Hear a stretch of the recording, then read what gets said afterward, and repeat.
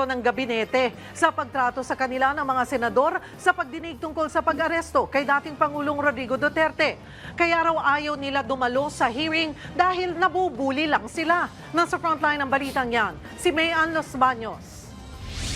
Sino nga ba ang nag-utos na pasakayin si dating Pangulong Duterte sa eroplano papuntang The Hague matapos siyang maaresto? Yan ang paulit-ulit na tanong ni Senator Bato de la Rosa kay PNP-CIDG Chief Nicolas Torre na siyang nanguna sa pag-aresto kay Duterte. Sagot ni Torre, The order that I received from the Chief of the Philippine National Police is to serve the warrant and ensure his delivery to the 250th Wing, to the team that will deliver him to The Hague. pero nalabuan dyan si Senator Bato. Considering that I have a team You of are the PG one there. there. Wala si SOG doon. Ikaw ang nagkarga sa kanya sa aeroplano. Kaya tinatanong kita, who gave you the order? Sir, I take my orders from the Chief of the Philippine National Police. Pero nang si PNP Chief Marbil na ang tanungin, in-invoke niya ang executive privilege.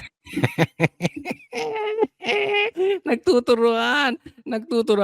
Nung tinanong sino, kasi ang importante rito, sino ang nag-utos na arestuhin at dalhin dire-diretso si PRRD sa The Hague. Okay, ang sagot ni Torre, paikot-ikot, pero natumbok din ni Bato. Gusto pa nga niyang sagutin nito si Torre na tanungin ng SOJ, si Boying, nagtatago na naman itong mga ito, no? Turuan sila eh. Tago rito, tago ko. Ako nga kay Amy, hindi ko sinabay-sabay na pinatawag itong mga ito. Nang sa ganoon, makasagot sila nang hindi sila nagtatago sa pantalon ng kung sino man. Oo, di hayaan mo si Torre ngayon sumagot. Sa susunod, si Marbil naman ang tawagan mo. Sa susunod, yung magkapatid na Rimulya. Di ba? Para hindi sila kasi nagtatanong lagi silang nakatago kay Boying eh. Di ba? Ituturo si Boying. No, ito naman si Marbil, sabi ni Torre, si Marbil ang nag-utos. O sabi ni Marbil, iba naman ang tinuro. So nagkabuhol-buhol na sila. Ay nako. Yan ang problema. Mga sinungaling kayo. Pero ako, in my opinion, alam ko sinong nag-utos. Kayo, ha? Sa tingin ninyo, sino ang nag-utos para dakpin si Taydigong at dalhin sa The Hague? Pakilagay nyo dyan sa comment section. Ako alam ko kung sino. Ha? Ang alam ko, ang nag-utos noon ay takot sa multo. Mamaya pag-uusapan natin yan. So, General Marbil, are you lying? Sir, I'm not lying, but I just want to have the executive privilege. Oo, bakit tatakbo ka ng executive privilege, 'di ba? Executive privilege. Takbo kayo ngayon diyan sa sinasabi ninyo na kapangyarihan ng presidente na hindi magsalita. 'Di ba? Pag ang tatapang ninyo. Pag nasusukol kayo, tago kayo kay BBM. Regarding this matter. Nandito na tayo eh. Executive privilege ka dyan. Dito na umalma si Justice Secretary Boying Rimulya. Ito, pasugod talaga lagi ito si Boying eh. Kaya again, ako suggestion ko, wag nila isabay si Boying. Kasi gusto nito si Boying sa lahat ng bida, sa lahat ng sasagot. 'Di ba? Hindi naman siya tinatanong, pasok ng pasok. Hindi ko nga maintindihan dito eh. 'Di ba? That's why we didn't want to attend the last hearing because this is what we were expecting, ma'am. We didn't want to be bullied. Okay, tamo. Ha? Ayaw niyang mabuli. Di ba? Bakit kayo? Anong ginawa ninyo sa KOJC? Di ba binuli ninyo? Anong ginawa ng amo mo? Pinatawag si BP Sara sa kamera. Pinatawag si Tatay Digo sa kamera. Sa kapangyarihan ng kanyang pinsan. At nakatago sa kapangyarihan ng Speaker of the House na si Tamba. Anong ginawa nyo? Binuli ninyo. Anong ginawa ninyo kay Tatay Digong? Binuli ninyo. Hindi nyo pinapasok yung doktor, hindi nyo pinapasok yung anak niya, hindi nyo pinapasok yung gusto niyang abogado, hindi nyo hinarap sa korte, tas basta nyo binitbit. Diba? Ayan ang problema. Takot kayo sa sarili nyong multo. Marcos? Nakakita ka ngayon ng multo? Diba? Multo mo yan. Kung ano ginagawa mo sa kapwa mo, bumabalik sa inyo. Ayaw nyong mabuli. Bakit bully kayo? Bakit? Nung ginawa nyo yan kay BP Sara, umiyak ba siya? Tumago ba siya? Nung ginawa nyo yan kay PRRD, iyakin ba siya? Tumago ba siya sa executive privilege? Si BP, sabihin, hindi naman siya presidente. Bakit si BP Sara wala bang posisyon? Pinaharap nyo dyan ah. Kinuyog ng kamera. Umiyak ba? Tumago ba? Si PRRD, haharapin niya kaso dito, wag sa ICC kasi andito ang ating soberanya. Tumago ba siya? Umiyak ba siya? Oh, ang hirap sa inyo eh. Tapos kayo ganyan, sasabihin nyo, binubuli kayo. Ay, nako. No, we're not bullying you, sir. Nobody's bullying. We're not I bullying think you, that sir. Diba? Wala naman nagbubuli sa... Tinatanong kayo, simple lang. Sino ang nag-utos? Ba't di nyo masagot? O Marcos, BBM, nakakita ka ng multo. Takot ka kasi sa multo. Gawain nyo eh. O, akala nyo hindi kayo hahabulin? Ngayon, malulusutan nyo yan. Kung sino ang nag-utos, kung sino ang talagang yung mastermind niyan, akala nyo makakalusot kayo. Lusot kayo ngayon kasi nasa posisyon kayo. Lusot kayo ngayon dahil nakatago kayo sa executive privilege. Pero hindi kayo forever nakaupo. Tandaan ninyo, uupo si BP Sara. At si BBM, bababa at bababa. Matatapos din ang termino niyan. Oh. Ang batas, batas. Oh, hindi nyo na malulusutan yan. Giit pa ni Rimulya, You're trying to make people admit something that they will not admit. nanindigan Hindi ganun. Mali ka doon, Boying. Para sa akin, hindi naman pina-admit yung ayaw nilang i-admit. Hindi usapan to kung pinaamin o hindi pinaamin. Ang usapan dito, ano yung totoong nangyari. Hindi ito sukulan. Hindi ito parang ginigipit kayo. Hindi ito parang pinagtutulungan kayo. Hindi para itong binubuli kayo. Nilalabas, dapat malaman sino ang nag-utos. Yan ang issue dyan. Huwag nyo iligaw ang taong bayan. si Rimulya na sumunod sa due process ang pag-aresto kay Duterte dahil 7 taon nga raw nag-imbestiga ang ICC. Natanong din kung bakit agad-agad isinuko ang dating Pangulo sa The Hague at di man lang kinonsidera ang extradition. Nakasaad daw kasi sa diffusion notice ng Interpol na arestuhin si Duterte at magsagawa ng extradition. Wala mo sinabi dito surrender. Extradition lang. Pero ayon kay Rimulya, hindi raw yan uubra dahil hindi na miyembro ng ICC ang Pilipinas. Kung miyembro po tayo ng ICC, nakakatulong sana kay President Duterte na hindi po siya ililipad. Siya po yung mismo nag-atras ng ating membership eh. Kung ganito, Tingnan mo palusot ng mamang yun, no? Tingnan mo si Boying. Sinisi pa si PRRD kasi ang punto ni Boying, walang karapatan, hindi na kailangan sundin yung batas ng ICC kasi nasa ICC na dapat humarap muna doon sa local court yung dadakpin. Yun eh. Bakit hindi dinala sa local court si PRRD? Anong palusot ni Boying? Ang palusot niya, hindi na tayo sakop ng ICC. Kaya dahil umalis na si Tatay Digong nung time na yon, so hindi na niya kailangan humarap sa local court. Hindi na niya na kailangan humarap sa Supreme Court o sa ang korte man dito sa Pilipinas. Tingnan mo tong mama na ito. Binaligtad pa. Ginamit pa si PRRD. Kasalanan pa ni PRRD. Wow. Tingnan natin ngayon. Ano masasabi ng eksperto? kung ganyan, ayon sa ilang senador, dapat daw mas hindi sinurrender si Duterte sa Mismo. I agree with you. Mas lalong hindi sinurrender. Sinasabi nyo wala ng soberanya. Wala ng kontrol sa atin. Bakit nyo sinurrender? Diba? Ako natatangahan ako dun sa sinasabi ni Boying. Ulitin ko hindi si Boying sinasabi kong tanga. Yung rason niya katangahan. Diba anong klase? Wala ng soberanya. Tapos isinuko nyo, minadali ninyo. Di mas lalo niya dapat hinarap sa korte.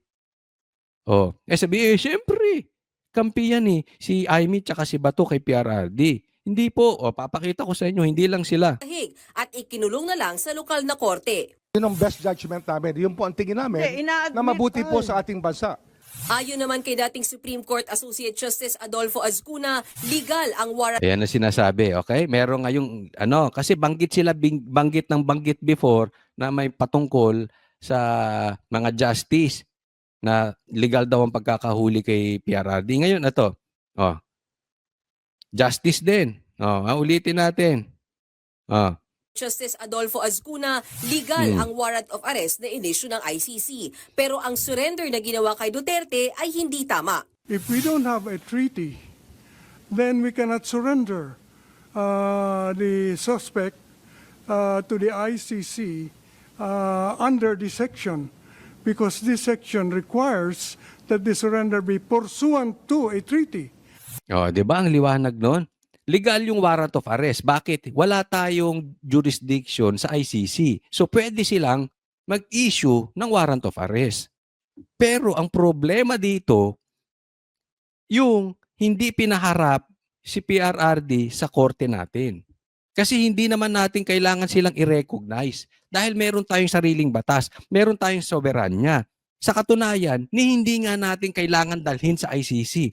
I still believe hindi dapat natin dalhin si PRRD sa ICC kasi gumagana ang ating batas. But in any case, pagtatalunan pa yan, just in case, for discussion purposes, kung kailangan siyang dalhin doon, sakaling kailangan talaga, kailangan pinaharap muna natin dito.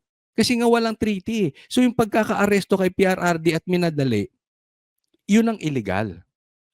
Tingin din ni Azcuna posibleng nagkaroon ng pang-aabuso sa proseso sa pag-aresto kay Duterte dahil hindi muna siya idinaan sa korte sa ating bansa. Mismo. Ayon pa sa ilang eksperto, ang hindi pagdaan sa lokal na korte bago isinorender si dating Pangulong Duterte sa dahig ay maaring tignan bilang violation o paglabag sa ating sariling konstitusyon. Maituturing daw kasi ang extrajudicial rendition, bagay na kailangang resolbahin ng Korte Suprema.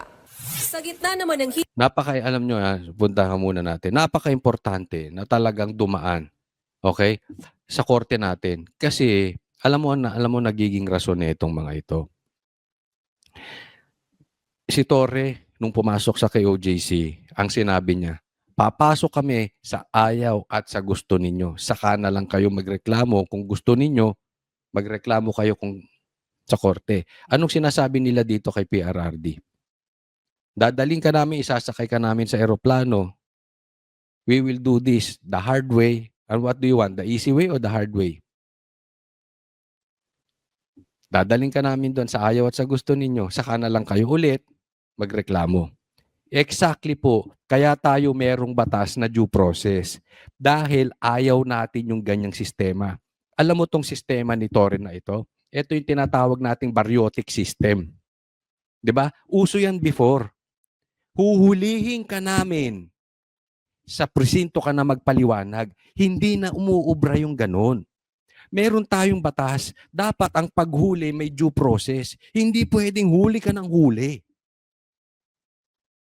Unless, kunwari, in act. Halimbawa, may pinatay, may pinapatay, may nire-rape, may nag-snatch. Siyempre, huhulihin mo yan, dadalhin mo sa presinto agad-agad. Pero hindi yung act. Katulad niyan. Meron daw pinatay si Tatay Digong na 30,000. Sabi ng ibang mainstream media yan. Sabi ng mga ibang NPA yan. Sabi ng ibang mga komunista yan. Pero hindi naman totoo according to Tatay Digong. So yan, kailangan dumaan muna sa proseso. Hindi pwedeng bintang ng bintang. Nakita ba nilang pumapatay si Tatay Digong? Meron ba silang dead body? Wala, di ba? In short, dapat dumaan sa korte. Kaya yung sinasabi nitong si Torre, para sa akin, katangahan. Napaka-baryotic, napaka-utak baryo. Dapat ito sa gubat. Huhulihin kita basta sa presinto ka na magpaliwanag. Payag ba kayo ng ganon? May problema tayo dito. Kasi pwedeng gawin sa'yo, sa akin, at sino man sa atin. Magpapalabas sila ng warrant of arrest sa ICC, tapos basta tayo bibit-bitin doon, hindi tayo idadaan sa korte, at anong sasabihin? Sa presinto ka magpaliwanag, doon ka sa Hague magpaliwanag. Napakadelikado ng ginagawa ng kapulisan natin sa pangunguna ni Marbil at ni Torre. Yan ang kailangan makorek. Kaya nga merong hearing na ganyan.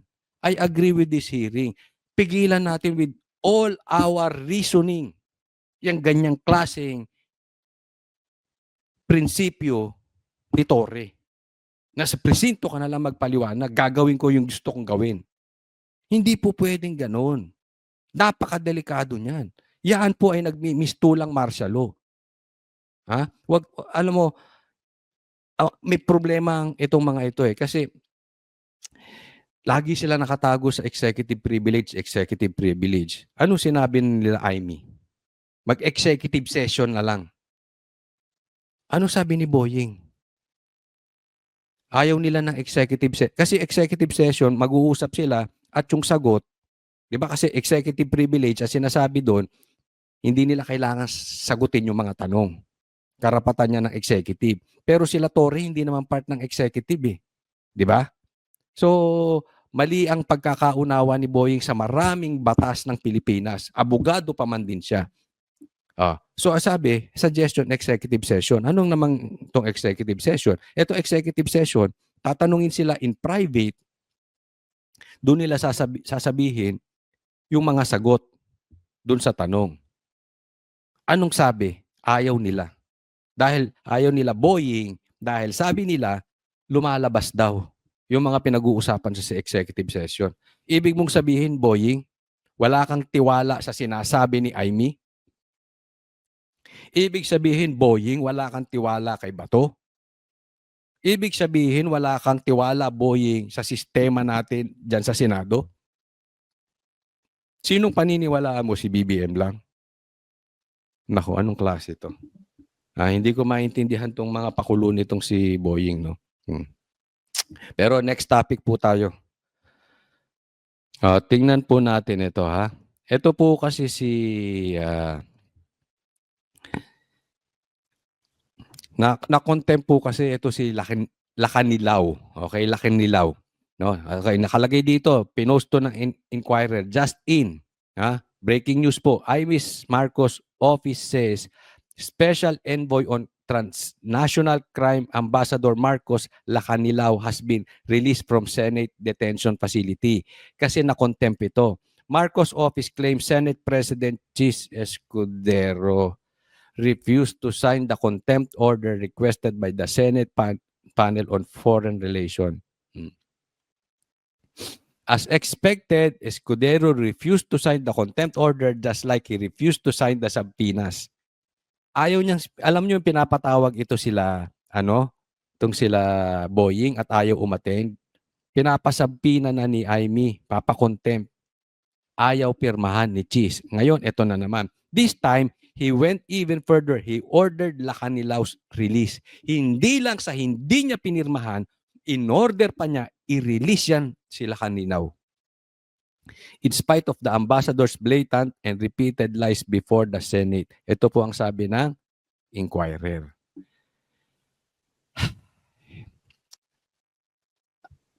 Ito si Chis Escudero, ito yung nagmimistulang kung ayaw mong pirmahan, huwag mong pirmahan. Pero bakit nag-o-order ka pa na i-release? Nagiging moro-moro yung paghihirap ni Amy, ni Bato, ni Cayetano, ni Bongo, kung sino-sino man dyan nag-iimbestiga. Di ba? Ito'y lumalabas tong si, na talagang kampi kay Marcos. No? Huwag mo nang itanggi, Chis. Huwag mo nang itanggi. Masyado kang nagiging epal to si Chis na pwede naman niyang hayaan na yung sila Amy. Di ba? Hayaan mo na lang. Kung ayaw mo makialam, hayaan mo na sila. Let them do their thing. Siguro, ito si Chis Escudero, natatakot na baka hindi na siyang susunod na Senate President kasi merong impeachment. Okay? Pinaghahandaan pa rin yung impeachment ni BP Sara. At pag hindi siguro sumunod, pagka kumampi po itong si Chis Escudero dito kila Amy, kila Bato, baka mamaya matanggal siyang Senate President. Siguro, iniiwasan niya na itong ganong senaryo nang sa ganon, sikat siya sa impeachment. Kasi alam naman natin sa impeachment, talagang ano yan, magki-create ng traction yan. May media dyan, lahat. Hindi lang po media, pati vloggers, lahat yan. Buong Pilipinas, manunood pag natuloy na itong impeachment trial kay BP Sara. And maybe, ako sa tingin ko, gusto ni Cheese na nasa sentro siya ng attraction. Ikaw ba naman ang Senate President, di ba? So, Cheese, request lang. Sana magkaroon ka ng B. Sana manindigan ka naman. Huwag kang puro pagkampi kay Marcos. Next topic po tayo. Ito po, pag-usapan natin ito ha. BBM, malubhana. Ay tamang-tama po ang nangyari po rito dahil nung naghahanda po kami para dito sa paggunita ng araw ng kagitingan ay nasama po sa usapan. At ko, dapat naman kung tayo ba ay nagbibigay ng dangal sa ating mga nasawi. Tingnan mo, no? Hinihingal. Nadidinig nyo ba? Pagka naka-headset kayo, madidinig nyo, hinihingal po si Marcos, si BBM. Mga kasama ay kailangan ang ating pangako sa kanila. Pansinin nyo yung gilagid ni Marcos. Pansinin nyo yung gums niya. Tingnan ninyo. At ay lagi natin sinasabi, kahit ano pang mangyari, ang inyong mga pamilya ay aalagaan natin, hindi po namin pababayaan. Sabi nila sa akin, masyado kasi mahaba ang proseso, mahaba ang komplikado, mga documentary requirements at kung ano-ano. Ay kako, hindi siguro tama yan. Dahil Ayan, tingnan ninyo ha. Ayan. Dumudugo po ang gums ni Marcos. Ito po, meron akong na-research. Ano ba ang cost ng pagka-bleeding gums? Yan, tingnan nyo. Parang sinapak si Marcos. Oh. Ha? Ito yan. Pwedeng may gingivitis. Merong periodontis. Yan na. Ano yan? Advanced gum disease. Pwedeng poor oral hygiene. Baka hindi nagtutoothbrush. Pwede namang sobrang mag-toothbrush. Brushing too hard. May vitamin deficiencies. Yan yung mga causes. Hormonal changes. Pregnant, nagme-mens, hindi naman siguro. Medical conditions such as diabetes, blood disorder, or leukemia. Smoking or tobacco use, or possible din, di umano, cocaine use. I-search nyo po yan.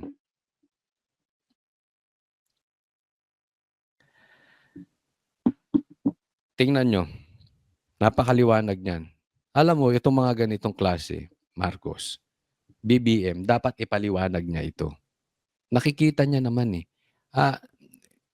siguro napapansin ninyo na yung di umanong kalusugan ni BBM ay bumabagsak. No? I mean, just by observing it, yung parang namamanas siya, napakalaki ng eye bag, yan, dumudugo yung gums, tapos ay ngumingiwi, no? Sa palagay ko, ito ay dapat nang pasukin ng kinauukulan. Kasi obligado po, responsibilidad ni Marcos na ipaliwanag sa taong bayan kung siya ay nasa tamang kalusugan, nasa magandang kalusugan. No? Kaya nga ako nadududa, bakit biglang umuwi si BP Sara? Dahil marami pong nagme-mensahe sa akin, hindi ko alam kung ito ay may katotohanan, pero di umano ang pag-uwi po ni BP Sara ay biglaan. Kasi sabi niya hindi pa siya uuwi sa katapusan pa siya uuwi. Siyempre, andun yung tatay niya, so bakit hindi niya antayin? Diba? Hindi natin alam kung anong nasa isip ni BP Sara. Tapos ganito ang nangyayari kay Marcos. Ako nga ay napapatanong, naghahanda na ba or nakahanda na ba si BP Sara as designated survivor? Dahil lumulubog po ang kalusugan ni Marcos, ni BBM. At kung may masama mangyari kay BBM, na wag naman sana. Wag naman sana. Sinong papalit? Magkakaroon tayo ng delikado yan kung wala si BP Sara, di ba? Pero tingnan ninyo. Kailangan ng maliwanag na explanation ng taong bayan. Kailangan magpa-drug test si Marcos. Kailangan magpakita siya ng magandang good medical reports. Hindi yan basta lang itatanggi ni Claire. Itatanggi ni Boying or kung sino man. Kailangan magkaroon tayo ng maliwanag, konkretong explanation with evidence that Ferdinand Marcos is fit to lead. Bakit naman mahaharang ang ating ibinibigay na tulong sa mga pamilya ng mga nasawi? Bakit mahaharang? Dahil maraming masyadong hinihingi na Yan o. dokumento. Yan o. Tingnan nyo. Marami masyadong proseso, ang punot dulo ay nagiging matagal na. Diba? Hindi naman siguro yan nakagat niya lang ang labi niya. Or ngayon lang dumugo. Diba? Kasi alam mo magsasalita ka, so supposedly, kung ngayon lang yan, dumugo, at yan ay walang sugat, nakagat mo lang yung labi mo, pwede ka naman magmumog. Pero hindi eh. Mukhang mukhang masama ang lagay nung dahil hindi niya inalis. There was no attempt na inalis niya sana, na nilinis niya kung yan ay stain lang. 'Di ba? Knowing na mag-i-speech ka, 'di ba? Magiging masyadong matagal. Marami masyadong proseso. Tayo po ay hindi nagbibintang kay BBM. Bagkus, tayo po ay nanghihingi ng sagot. 'Di ba? Sana lang huwag padaanin kay Claire. Ipaliwanag mo iyan. Ang punot dulo ay nagiging matagal na. Magiging masyadong matagal. Di ba? Parang sinuntok. Napakaliwanag oh. Parang nga siyang bungal eh. Ang pagbigay ng mga benepisyo na ito. Kaya ang aming ginawa ay sabi ko, kami na. Tayo na ang magbuo ng mga dokumento. Tayo na ang mag-ayos ng kanilang mga Problema to. Ako, I will really believe yung mga sinasabi na pag hindi nagpaliwanag dito si Marcos, hindi natin pwedeng sisihin yung taong bayan kung nawawala na ng confidence kay Marcos at sa gobyerno. Kasi kung may problema tayo sa ibabaw, ayaw magpaliwanag, ayaw gumawa ng paraan, dededmahin lang, di ba? Masisisi ba natin ng taong bayan? Anong gusto nyo? Tutukan namin ng baril ang taong bayan para maniwala na Marcos is in good health? Hindi mo pwedeng pilitin ng taong bayan. Ginagawa nyo yan sa sarili ninyo. Kaya naman, pag-usapan natin itong next topic na ito. Okay, pag-usapan natin itong kabit ni Marcos. Ay, kabit. Itong Yusek ni Marcos, pambira.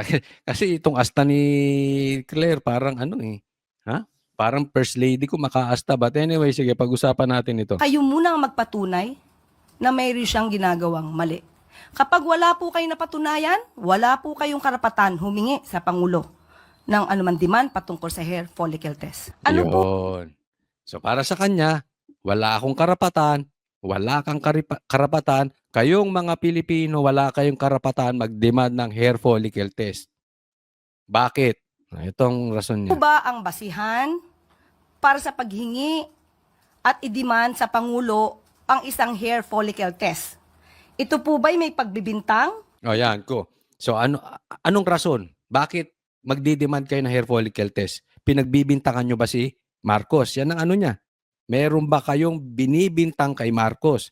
Bakit importante yung bintang para sa kanya? Na siya ay di umanong gumagamit ng illegal na droga. Kung may pagbibintang, liliwanagin po natin. Kung may pagbibintang sa Pangulo, yung nagbibintang ang dapat na magpatunay. Yun. Anong ibig sabihin ni Claire dito? Ginagamit niya yung nasa batas na ang burden of proof ay nandoon sa nagbibintang. Ginagamit yan sa mga criminal cases, especially sa criminal cases, na hindi mo pwedeng pagbintangan na, o pinatay mo si ganun. Hindi. Ikaw nagbibintang, ikaw magpatunay, ikaw magbigay ng ebidensya na pinatay ni ganito, si ganito. Diba? Hindi pwedeng hihingan mo siya. Kasi yan ay self-incrimination. So, hindi po pwede yan. Sa katunayan, even yung mga nakikisawsaw na dilaw, na vlogger, lalo na yung isang vlogger na dating nasa mainstream media, yan ang rason niya. Grabe itong DDS na ito. Kung makapag-demand na mag-hair follicle. Ito, dilaw to ha. Dilawang tae ito. So, sorry po sa mga kumakain. Dilawang tae ito. Nakikisawsaw sa usapin dito. At itong dilaw na ito, galit to kay Marcos. And yet, ngayon pinagtatanggol. Bakit niyo hinihingi ng drug test si Marcos? Di ba? Ba't hindi kayo Sino ba kayo? Ididiman niyo ang presidente? Ba't hindi kayo magbigay ng ebidensya na siya ay gumagamit ng cocaine? Sino kayo para i-demand ng drug test? Sino daw kayo? Alam mo kung ano? Sino sila? Sila po ang taxpayers. Yang mga yan na sinasabihan mong mga dilaw ka at ikaw, Claire, na sinasabihan mo ang taong bayan na kayo ang magbigay ng ebidensya, hindi po yan ginagamit. Kasi yung punto mo ay ginagamit lang yan lalong-lalo na sa mga criminal cases. Pero bakit pinagda-drug test? Anong karapatan ipag-drug test si Marcos? Dahil responsibilidad ni Marcos ang taong bayan. He is the head of the state. Ikaw, gusto mo ba ang driver mo gumagamit? Paano kung may duda ka na ang driver mo gumagamit? Papadrug test mo, di ba? Ano, pwede bang sabihin sa'yo ng driver mo? Ma'am, ikaw ang magpatunay na gumagamit ako. Hindi ko kailangan magpa-drug test. Gusto mo ang nagdadrive sa anak mo kung may anak ka man? Hindi ko alam. Hindi ko alam ang ano niya, family niya. Adik? Gusto mo ang kasambahay nyo? Adik? Gusto mo ang teacher ng anak mo? Adik? Hindi ko alam kung may apo. Gusto mo teacher ng apo mo? Adik? Di ba? Eh lalong-lalo na to presidente. Meron siyang responsibilidad sa iyo, sa akin, at sa taong bayan. Importante na mapatunayan niya na siya ay nasa magandang kalusugan. Lalong-lalo na ngayon, lumalala ang kanyang pagkangiwi, lumalala ang kanyang pagkaitim, lumalala ang kanyang pagka-bloated, lumalala ang kanyang yung kanyang eye bags. Hindi po natin pinagbibintangan si Marcos. At ngayon, sabog ang bunganga, nagdudugo ang gums. Hindi po sa pinagbibintangan natin si Marcos. Pero para matapos ng lahat ng ito, dapat siguro magpa-drug test na si Marcos. Bakit ba, Claire, iwas na iwas kayo sa drug test? Kung ito ang magbibigay ng kumpiyansa sa taong bayan. Kung ito ay magbibigay ng muli ng tiwala ng taong bayan kay BBM. Claire, bakit ba takot na takot yung amo mo sa drug test? Claire, bakit hindi mo kausapin yung boss mo nang matapos ng lahat ng ito kung ikaw ay merong pakialam sa taong bayan? Dahil, again, malaki na ang duda ng taong bayan. Malaki na ang distrust ng taong bayan kung si Marcos ay gumagamit or hindi. At kahit ipaliwanag mo ng ipaliwanag araw-araw about doon sa di umanong cocaine news ni Marcos, hindi mo masosolve yung problema na nawawalan na ang tiwala ang taong bayan na si Marcos ay gumagamit. Hindi ko sinasabi at hindi ko pinagbibintangan si Marcos na adik. Pero yan ang sinabi ni PRRD. Yan na may lumabas pang video. At marami pang video di umanong lalabas. At maraming nagsasabi na siya ay gumagamit dahil yung mga senyales niya. So hindi mo masosolve yan ng pagtatanggol lang. Kung gusto mong masolusyonan tong problema na ito, humarap siya sa drug test. Sa katunayan, ako naniniwala, dapat or ipapanawagan na ni Aimee ang drug test. Ako, malaki tiwala ako na gagawin ni Aimee yan. Sa takdang panahon, siguro near election, baka gawin ni Aimee yan. Bakit? Hindi niya nakukuha yung sagot sa Senado. Hindi nakikikooperate itong mga iniimbitahan niya sa Senado. At palagay ko, dapat lang na aminin ni Aimee kung totoo o hindi. Dapat magsalita na si Aimee about sa drug test na yan. Sa tunay na kalagayan ni BBM. Whether gumagamit siya or hindi. Kasi kung gumagamit si BBM, dapat i-advise niya na yung kapatid niya i-admit sa taong bayan. At bumitaw sa posisyon at magpagamot.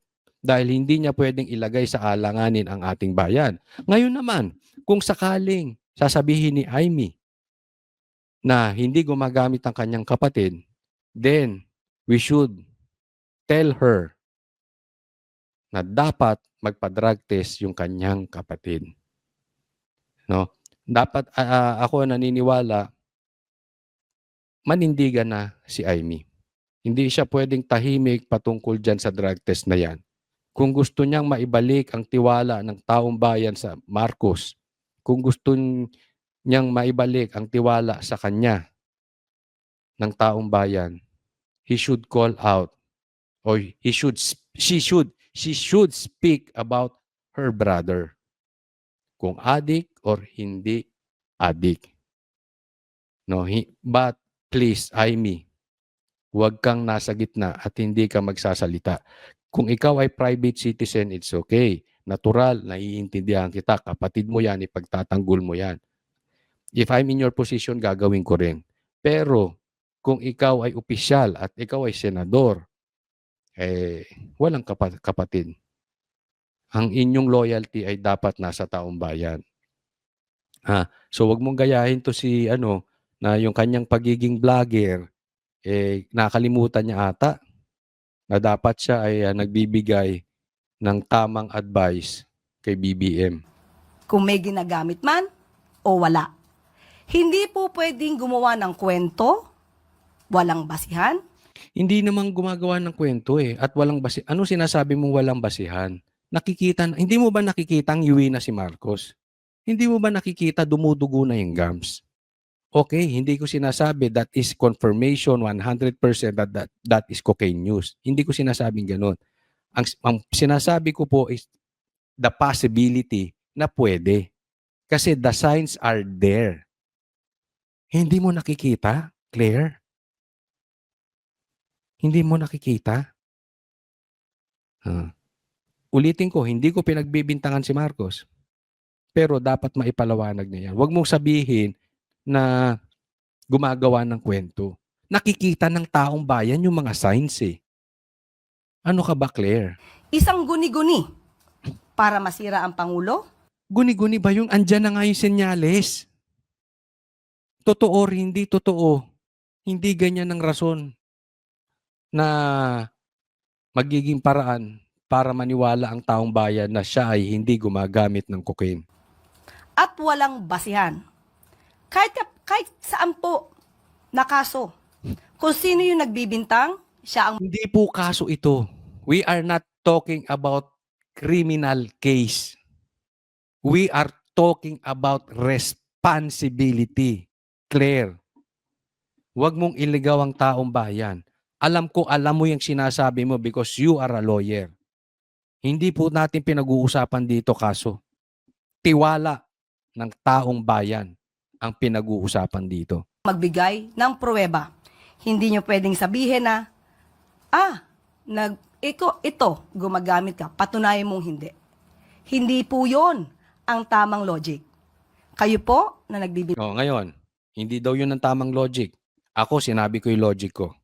Ngayon, sa tingin ninyo, sinong tamang logic?